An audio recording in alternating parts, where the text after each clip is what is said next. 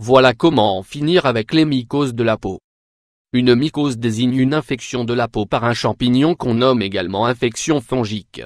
Cette infection peut affecter plusieurs parties du corps sans aucune gravité pour la santé et touche un bon nombre de personnes, de tout âge.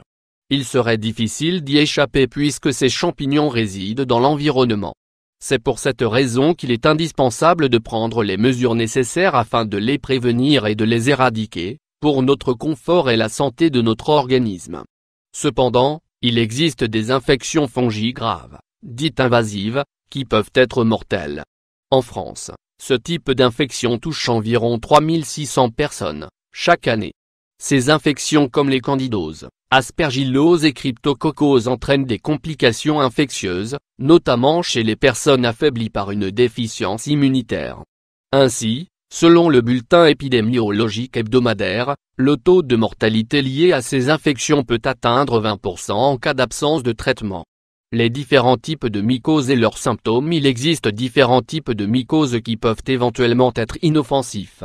Néanmoins, lorsque ces mycoses se multiplient de façon déséquilibrée, il en résulte des problèmes de santé, tels que des mycoses cutanées qui touchent plusieurs parties du corps.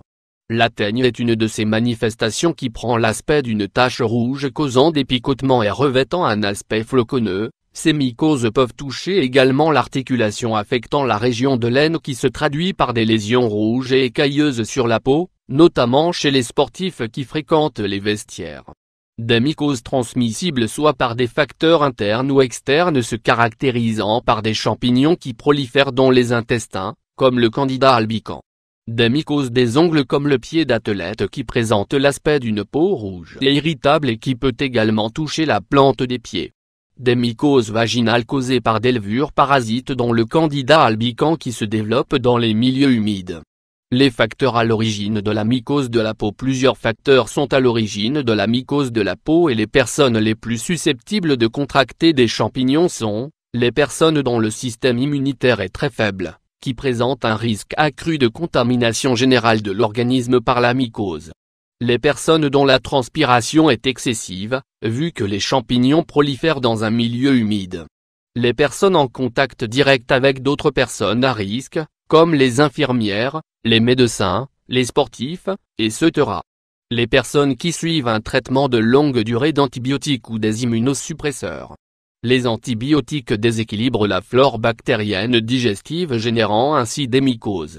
Les endroits à risque pour attraper des mycoses des pieds et des orteils ou encore des parties génitales sont principalement les vestiaires des salles de sport, les piscines et les toilettes publiques.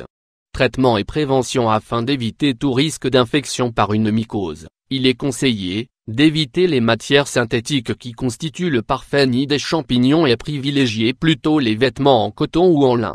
De nettoyer les sous-vêtements même neufs à une température de 40 degrés. De garder une bonne hygiène corporelle surtout au niveau des orteils, des aisselles et au niveau de la poitrine en veillant à bien sécher ces zones une fois lavées. De consommer des probiotiques qui sont de bonnes bactéries permettant de rééquilibrer la flore digestive et vaginale. D'adopter une alimentation saine et d'y inclure des fruits, des légumes et du yaourt de préférence au lait de chèvre. De bien s'hydrater. Ainsi, il est important de boire environ 2 litres d'eau par jour.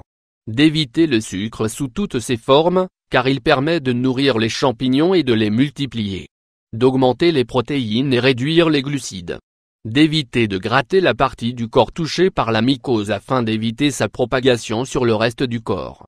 De garder la peau sèche et propre en utilisant des serviettes douces et propres. D'éviter de partager des vêtements intimes avec une autre personne, comme les affaires de toilette, les gants, les serviettes, etc. En effet, il suffit que cette personne soit infectée par une mycose pour qu'elle soit contagieuse.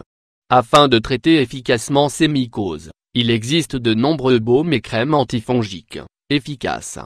Cependant, il y a des remèdes naturels tout aussi efficaces. Nous citons, notamment, l'aloe vera, qui est une plante antifongique et antibactérienne qui présente des propriétés antimycosiques. Il suffit d'appliquer le gel d'aloe vera sur la partie du corps infectée et de laisser agir. Ne pas hésiter à répéter l'opération, plusieurs fois, de préférence le soir, pour plus d'efficacité. Cependant, Si vous souffrez de diabète ou d'une déficience immunitaire, il serait souhaitable et indispensable de consulter un spécialiste au lieu de faire de l'automédication.